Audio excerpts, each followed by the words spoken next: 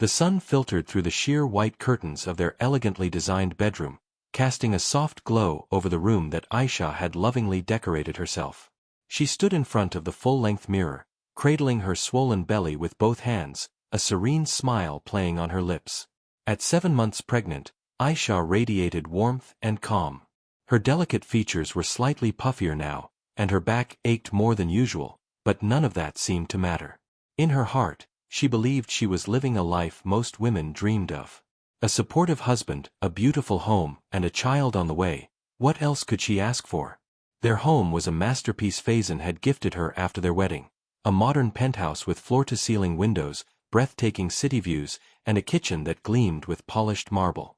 Every inch of it had Aisha's touch, from the lavender-scented candles flickering softly in each room to the cozy reading nook filled with baby books and plush toys. She had recently finished setting up the nursery, a warm combination of cream and mint green. She'd spent hours online choosing the perfect crib, wallpaper, and a little rocking chair where she imagined herself soothing their baby to sleep. Faison, her husband of 3 years, was a man everyone admired. Charismatic, sharply dressed, and ambitious, he ran a successful real estate business that was rapidly expanding. He had swept Aisha off her feet with grand gestures and promises of forever. And until recently, he had been doting, attending every doctor's appointment, surprising her with her favorite food cravings, and talking to her belly late at night, whispering dreams for their child. But lately, something had shifted. At first, it was subtle. He started coming home later than usual, blaming business dinners and last-minute meetings. His phone, once casually left on the table, was now always face down, or worse, clutched in his hand, even while he slept. The warm, lingering hugs had become brief and obligatory. The laughter they used to share over small things, like her trying to put socks on her swollen feet, had been replaced by silence or polite nods. He still called her John occasionally, but there was an edge to it now, a distance she couldn't ignore. When she asked about work, he offered vague answers and quickly changed the subject. She noticed he no longer commented on her pregnancy glow or spoke to the baby bump with excitement. Instead, he seemed distracted, restless, even irritated. When she placed his dinner in front of him one evening and asked if everything was all right, he simply replied, "You're overthinking again, Aisha. Don't stress yourself." Aisha tried convincing herself that it was the pressure of work, that men processed impending fatherhood differently. But late at night, lying alone in their king-sized bed while Faison claimed to be working in his study or out with clients, doubt crept in like a slow, heavy fog. She'd reach for her belly, whispering lullabies to her unborn child, clinging to the hope that everything would go back to how it was. But deep down, something didn't feel right. Something was broken, and she was the only one trying to fix it. The days moved on, but the unease in Aisha's heart only grew heavier. She tried to distract herself with baby books, online shopping for tiny clothes, and prenatal yoga, but nothing could shake the creeping sense that something wasn't right. Faison's absences were no longer occasional, they were constant. His explanations had grown thin, flimsy. Every night brought a new excuse. The investor dinner ran late, or there was a site visit out of town. Sometimes, he didn't even bother with an excuse. He'd just walk in past midnight, looking exhausted and disinterested, mumble a half-hearted "sorry," and collapse on the couch. It was the perfume that first jolted her into real suspicion. A strong floral scent clung to his shirt collar one evening, a brand Aisha didn't own. She noticed it again 2 nights later, only this time, it was mixed with faint traces of lipstick on his white shirt. Pink, barely noticeable, but it was there. Her hands trembled as she inspected the collar. She wanted to ask, to scream, but she swallowed her questions and went back to folding baby onesies. Then there were the late-night phone calls. Faison had started stepping out onto the balcony to answer them, speaking in low tones. If Aisha happened to wake up and ask who it was, he would wave it off, just the contractor, or some idiot from the finance team. Once, he locked himself in the guest bathroom for nearly 20 minutes with his phone. When he emerged, he looked startled to see her standing outside the door. "What are you doing here?" he snapped, as if she had invaded his privacy. I was just getting water," she stammered. He rolled his eyes and brushed past her. Even more troubling were the texts she occasionally glimpsed, names she didn't recognize flashing across his screen, quick swipes to delete, and a nervous glance to see if she'd noticed. One night, as he slept, Aisha reached for his phone, only to find it now had a password. He had never locked it before. She felt like a criminal standing over his sleeping body, phone in hand, stomach tight with nerves and guilt. She confided in her best friend Nimra over tea one afternoon. Nimra, a bold and outspoken woman who had known Aisha since college, listened silently as Aisha poured out her fears. When Aisha finished, her voice cracked with emotion. Nimra's eyes narrowed. "Aisha, you know I love you. But this doesn't sound like business stress. It sounds like something's going on. You need to find out." Aisha shook her head. "What if I'm wrong? What if I ruin everything over a misunderstanding? Or," Nimra said softly, "what if you're right and you do nothing?" That question haunted Aisha for days. She couldn't shake the image of Faison smiling at his phone, texting someone while she lay just feet away, carrying his child. But every time she considered confronting him or digging through his things, her body reminded her of its limits. Her back ached, her head throbbed, and her baby's kicks were now more urgent, more insistent. The doctor had warned her, stress could lead to early labor or complications. She had to stay calm, for the baby's sake. So she kept quiet, kept breathing, and kept hoping this was just a phase. Maybe she was being overly sensitive. Maybe it was the hormones. Maybe Faison would come around once the baby arrived. But deep inside, a voice whispered, something is terribly wrong. And soon, she would no longer be able to ignore it. The gnawing feeling wouldn't let go. No matter how hard Aisha tried to suppress her instincts, the quiet voice inside her grew louder each day, screaming that something was wrong. When Faison told her he had to leave early on a Sunday morning for an emergency meeting at a site on the outskirts of the city, her heart clenched. She smiled and nodded, just as she always did. But as soon as he left, she made up her mind, she would follow him. It took every ounce of energy for Aisha to get dressed and slip into her comfortable sandals. Her hands trembled as she grabbed her car keys. She had never done anything like this before, and the guilt was already creeping in. But she had to know. For herself. For her baby. For the truth. She kept a safe distance, her breath shallow, as she followed Faison's black SUV through the city streets. He wasn't headed to a construction site. He wasn't even near the office district. He took a turn toward a posh neighborhood, one filled with cafes, art galleries, and boutique hotels. Her heart began to pound. He pulled up outside a luxury apartment building and parked casually, checking his reflection in the rearview mirror before stepping out. A few seconds later, a woman emerged from the building, a young woman, barely in her 20s. She had long, straightened hair, glossy lips, and wore a fitted dress that clung to her every curve. She smiled brightly as she ran into Faison's arms. Aisha froze. Her world tilted. She watched as Faison kissed the woman, not hesitantly, not apologetically, but with full familiarity. They walked hand in hand into the building like a couple in love. Aisha's vision blurred, but she couldn't cry. She couldn't scream. She couldn't even move. All she could do was sit in her car, numb and shaking, her hands gripping the steering wheel as if it were the only thing holding her together. She didn't remember how long she sat there. It might have been minutes. It might have been hours. When she finally drove back home, her mind was empty. The betrayal was too vast to fully process. She wanted to believe it was a nightmare.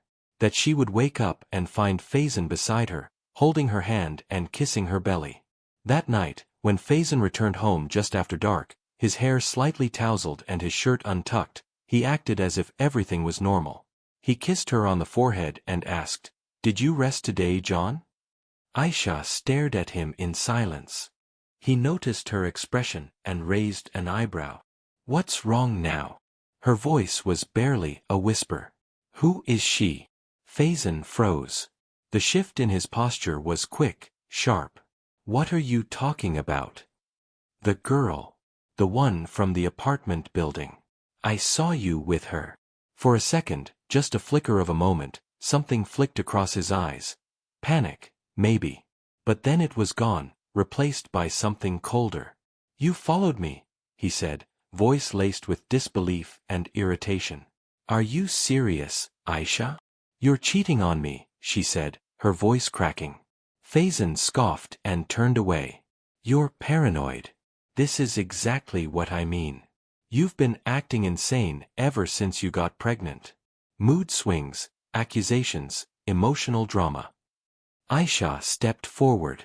I saw you kiss her. And maybe you saw a friend, he snapped. God. Aisha, can you hear yourself?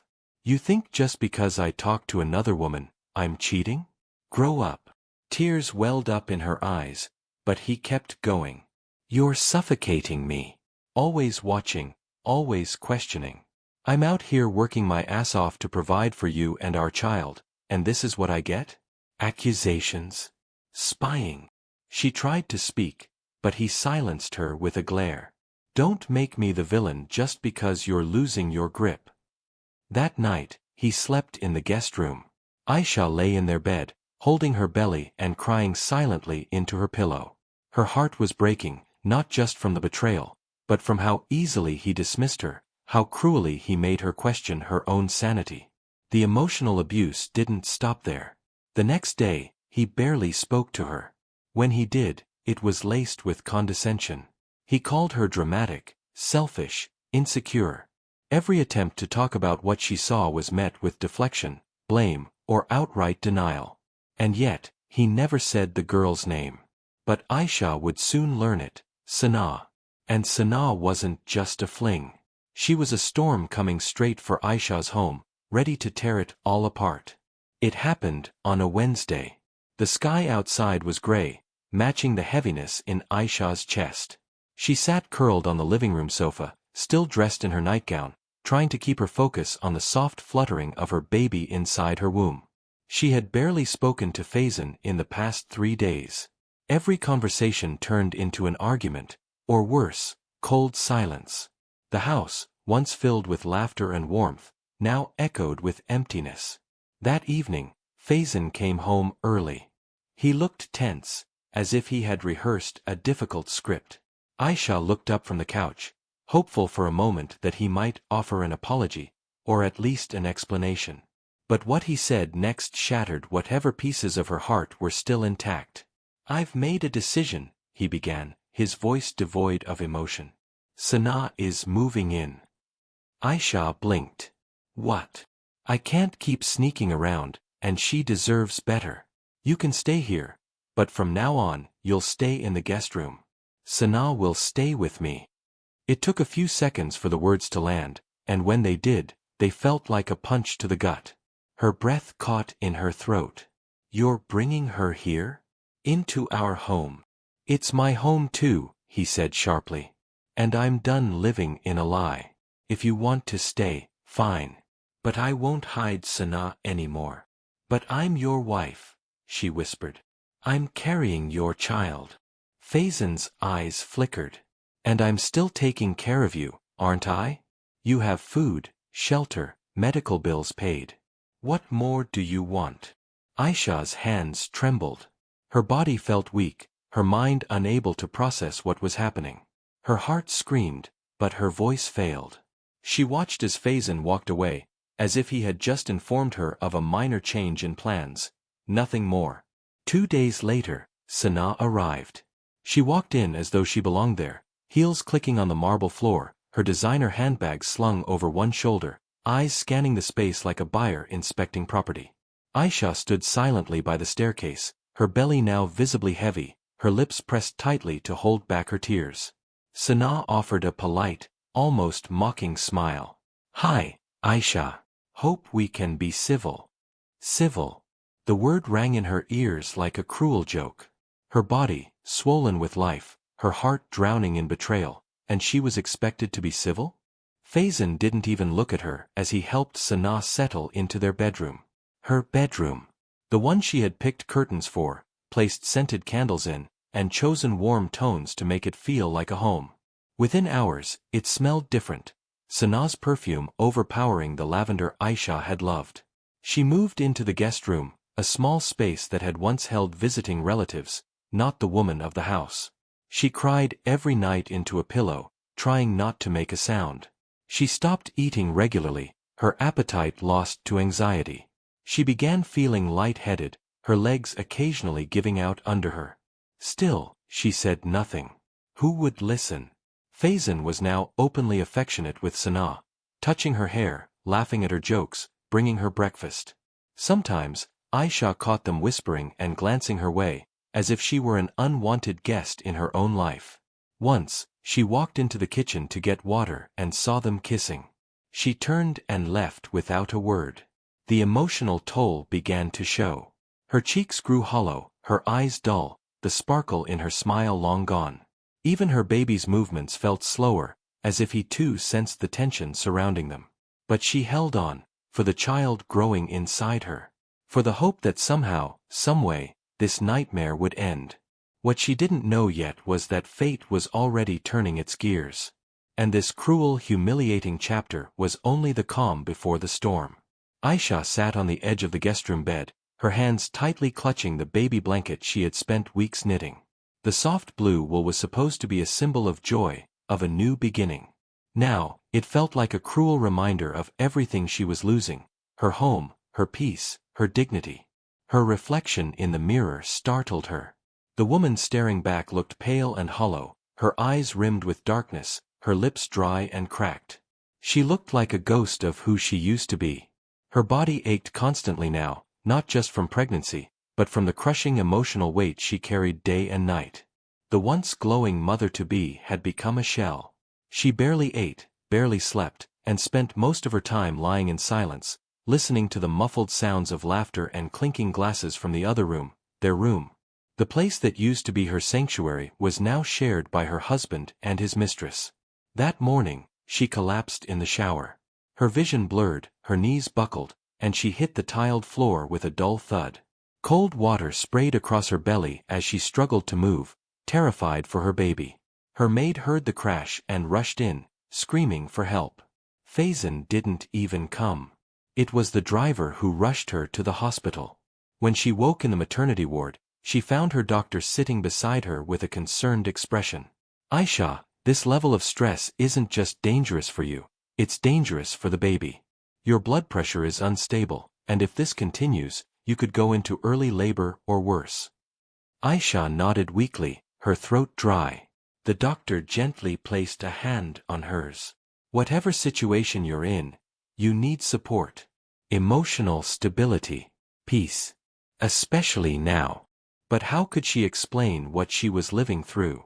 How could she put into words that her husband had moved another woman into their home, into her bed, and paraded her around like she was the real wife? That evening, when she returned from the hospital, she found Faison in the living room, feet propped up, scrolling through his phone. Sanaa wasn't around. Summoning every ounce of strength she had, Aisha sat across from him. "Faison," she said quietly, "I was in the hospital today." He looked up, expression flat. "Yeah, I heard. I almost fainted in the shower. The doctor said the stress could kill the baby." "So rest," he replied, shrugging. "Stop overthinking and creating drama." She blinked back tears. "I'm begging you, please, let her go. Just until the baby comes. I can't take it anymore." His phone clinked onto the table as he leaned forward, his eyes sharp now. "Let me explain something to you, Aisha. You're not in charge here. This isn't your house. You think just because you're carrying my child, I owe you my life." "I'm not asking for your life," she said, her voice cracking. "I'm asking for peace." He laughed bitterly. "Peace? With the way you act. You're a mess. Crying all the time, accusing me, acting like some helpless victim. You think any court will see you as stable." She froze. "What are you saying?" "I'm saying if you keep this up, I'll take the baby once he's born. I'll have my lawyers prove you're unfit, emotionally unstable, mentally fragile. And I'll win." Her mouth opened, but no words came out. "And do you know why?" he added, standing up. Because you're weak, Aisha.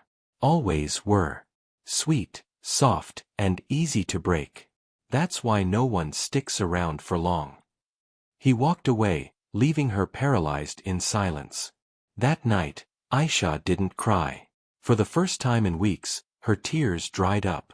Because something inside her had snapped, not with rage, but with resolve.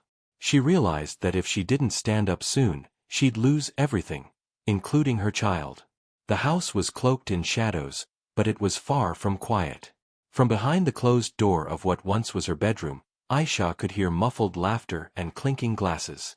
Sanaa's voice, high-pitched, flirtatious, rose and fell like a cruel melody, occasionally joined by Faizen's deeper laugh. It was a sound that used to comfort her. Now, it left her skin crawling. Each peal of laughter pierced her like a blade, and she curled up tighter in the guest-room bed, her arms wrapped protectively around her belly as her baby kicked uneasily beneath her skin. She hadn't slept properly in days, but tonight was worse. Her body ached from fatigue, her back throbbed from the uneven mattress, and her mind was trapped in an endless loop of fears and what-ifs. Every turn she made on the bed felt like dragging chains, every breath heavier than the last. Her baby shifted again, more aggressively this time, and she winced. She placed a hand on her belly.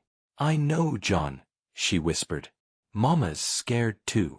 The doctor's warning echoed in her mind. If this continues, the baby could come early. You need peace. But there was no peace here. Not with her husband cuddled in bed with another woman just a few steps away.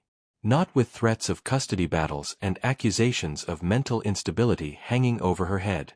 She turned her head toward the ceiling and stared at the faint glow of the overhead light, the only source of warmth in the cold silence that wrapped itself around her like a noose. Every instinct screamed for her to run, but where would she go? Who would believe her? Aisha slowly sat up, her heartbeat racing. Her gaze shifted to the nightstand drawer beside her, where she had hidden a small diary. She pulled it out, opened a blank page, and picked up the pen that trembled in her hand. She didn't know if it would help, but she had to try. She had to leave behind something. A record. A truth.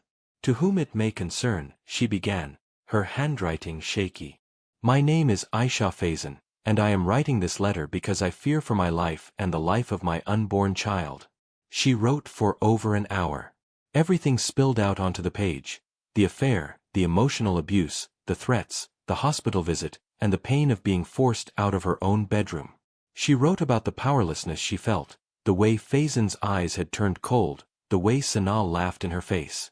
She detailed everything she could remember, adding names, dates, even doctor's visits. Her fingers cramped from the pressure she applied to each word, as though willing the ink to scream in her place. When she finally signed her name, the baby gave one final, strong kick, as if in agreement. She folded the letter neatly and placed it in an envelope, scribbling, "Urgent, do not ignore," on the front. She would mail it the next day to a lawyer Nimra had once recommended, to the Women's Rights Division of the police, and maybe even to a journalist if she had to. Someone had to listen. But she wasn't done. Her eyes moved to her closet. Tucked in the far corner, behind some unopened baby boxes, was a small digital voice recorder she had once used during her pregnancy classes to remember tips from her instructor. She had nearly forgotten about it. She retrieved it with trembling hands, inserted fresh batteries, and tested it with a whisper. It worked. Her lips pressed into a tight line as she wrapped it in a shawl and tiptoed toward the master bedroom door. The hallway felt endless. Each step made her heart thump louder in her chest. She paused outside the door, where laughter and the soft murmur of voices drifted out. Then, carefully, she crouched and slid the device just under the door crack, hidden inside the folds of a scarf she placed there casually. She pressed record. And then, she walked back. Each step back to the guest room felt heavier than the last. But when she finally lay down again, there was something different in her breath. It was shaky, yes, but not hollow. There was something else, resolve. A flicker of strength returning. They had taken her dignity. They had mocked her pain. They had laughed while she cried. But they hadn't taken her voice. Not yet. The next morning, Aisha retrieved the recording device with trembling fingers. The hallway was silent now, the echoes of last night's laughter gone, replaced by an eerie calm. She hid the device inside her dupatta and slipped back into the guest room, locking the door behind her. Her palms were clammy as she pressed play and brought the recorder to her ear. At first, it was the usual, Sana giggling, Faizen's smug voice commenting on how pathetic Aisha looked lately. Her stomach clenched at the cruelty, but she forced herself to listen. Every second mattered. Then the conversation shifted, and the real horror began. "So, you moved more of the money today?" Sana asked, her voice clear. "Yeah. Transferred another 5 million into the offshore account," Faizen replied casually. "She's so busy sobbing all day she hasn't even checked the bank app. I'll clear the joint savings by next week." Aisha's breath caught in her throat. "She won't have anything left," he added, almost proudly. "Once the baby's born, I'll file for full custody, show the court she's unstable and broke." "Judges eat that up. And the house?" Sana asked. "Already drafting the transfer. Told her she signed some medical paperwork, but it was actually a title amendment. She won't know until it's done." Aisha felt bile rise in her throat. He was setting her up to lose everything. Everything. Then came the part that turned her blood to ice. "You know what would be easier?" Sana whispered. "If she just disappeared." Faizen was silent. "I'm serious," she continued, her tone low but deadly. "One accident. She slips in the bathroom again. Or a fall down the stairs. You said it yourself, she's already dizzy half the time. People would believe it." "Sana, don't be ridiculous," Faizen said, but there was no outrage in his voice, just irritation. "I'm not saying do anything dramatic," Sana replied smoothly. "I'm just saying, think about it. You want this baby, right? And me. Well, she's in the way of both." The recording crackled as Faizen muttered something unintelligible, followed by Sana's laugh, soft, cold, and confident. Aisha stopped the playback, her fingers trembling violently. Her vision blurred with tears, but her mind was crystal clear.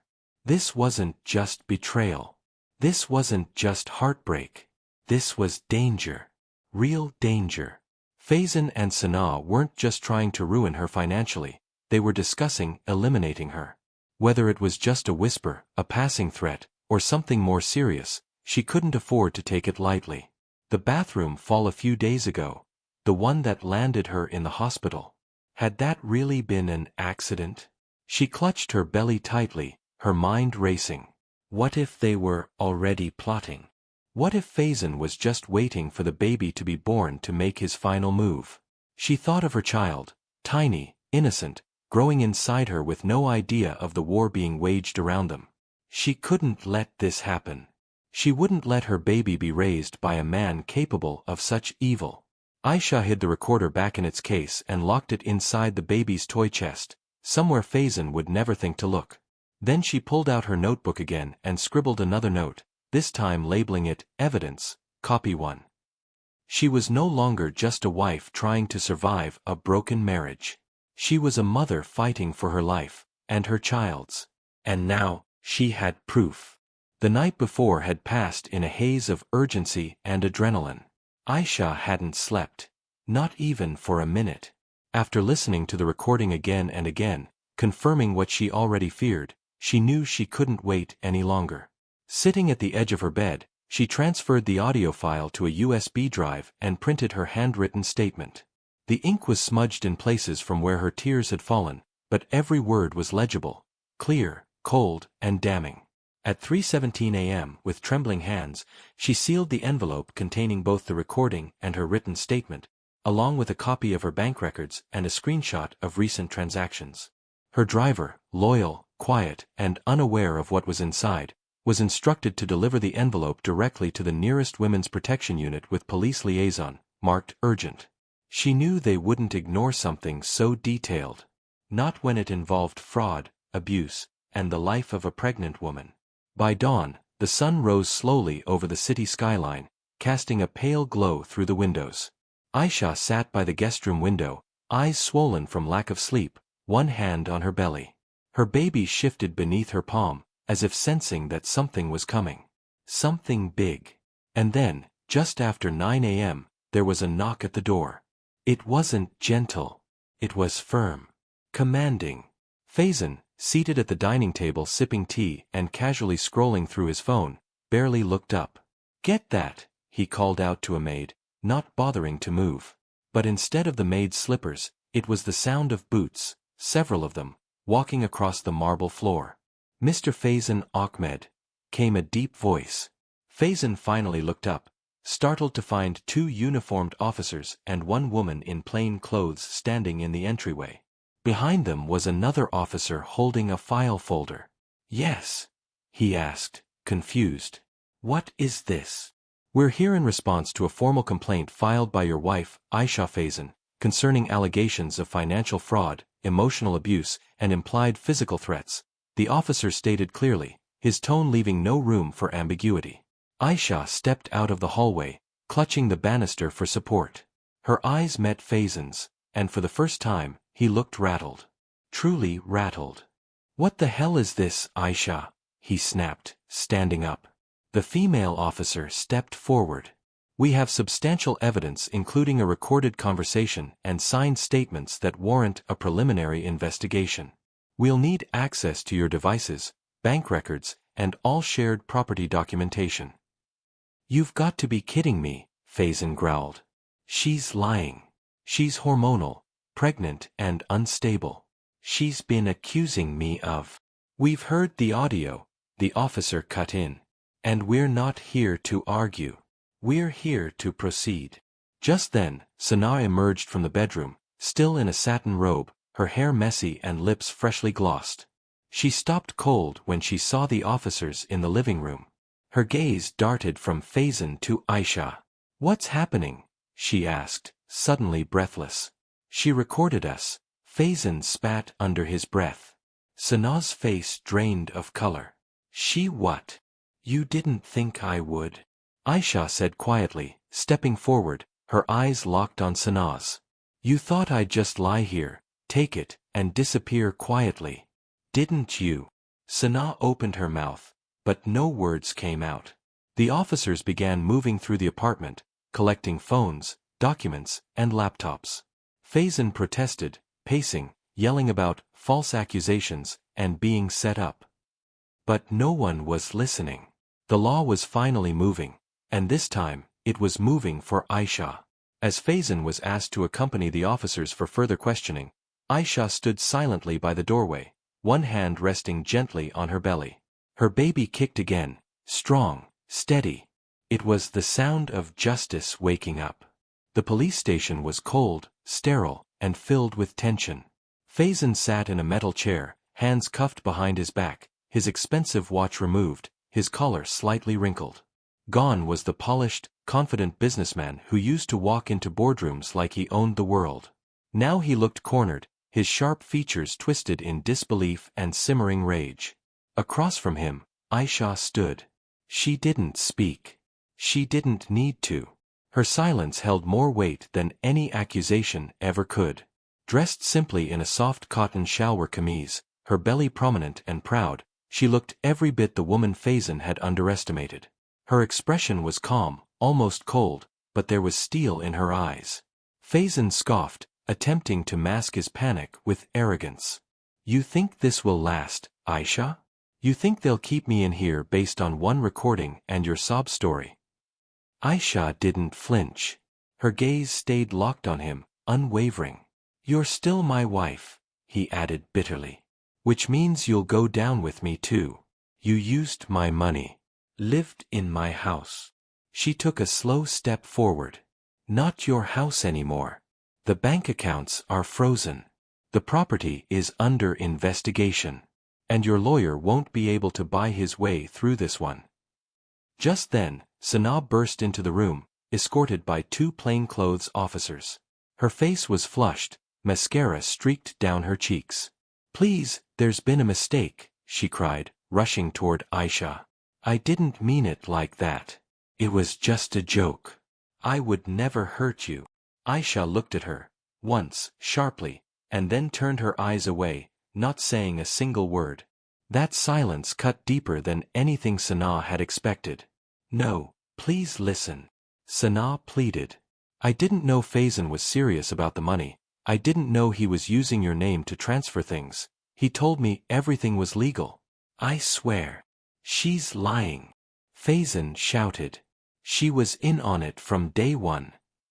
The officers exchanged glances as Sanaa's face turned pale. The unraveling had begun.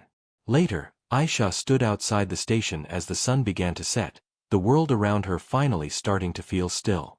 Behind her, the house she once built with love had been sealed off by court order, pending further investigation into financial abuse, fraud, and coercion.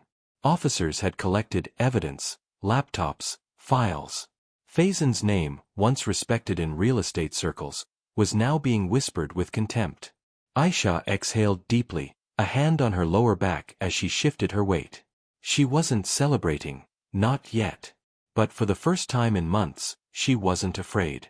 She had faced the man who tried to break her. She had heard his threats, endured his cruelty, watched him unravel when exposed. And she had won the first battle. Justice hadn't fully arrived, but it had knocked, and this time, it was staying. The morning sunlight streamed softly through the hospital window, painting golden streaks across the crisp white sheets.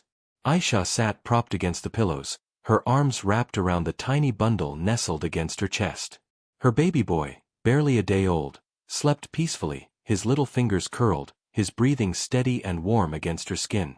His presence filled the room with a calm she hadn't felt in what seemed like a lifetime. He was perfect. A head full of dark hair, soft skin like rose petals, and an expression so serene that it made her forget the storm she had weathered.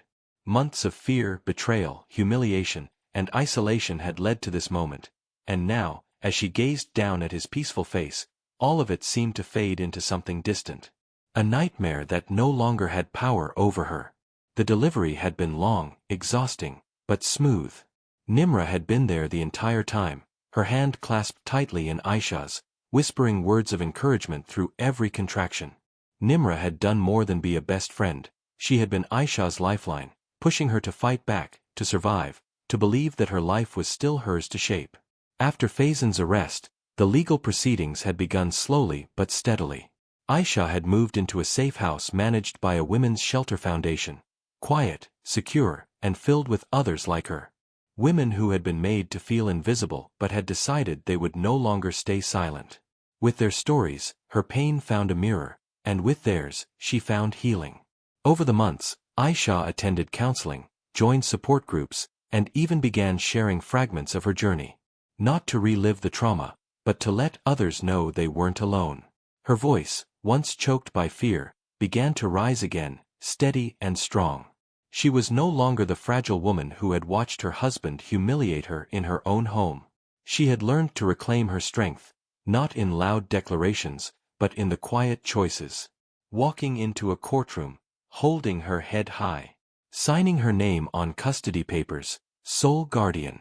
Saying no. Saying yes. Speaking. Breathing. Living. Now, in the quiet of her hospital room, she rocked her newborn gently in her arms, humming a lullaby her mother used to sing to her.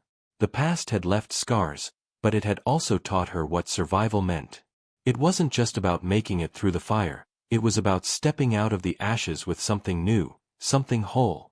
A nurse walked in to check on them but paused at the doorway, seeing the peaceful scene. Aisha smiled and nodded. The nurse smiled back and quietly stepped out, closing the door behind her. Aisha looked down at her son again, brushing her finger across his cheek. He stirred slightly but didn't wake. She leaned down and pressed a soft kiss to his forehead.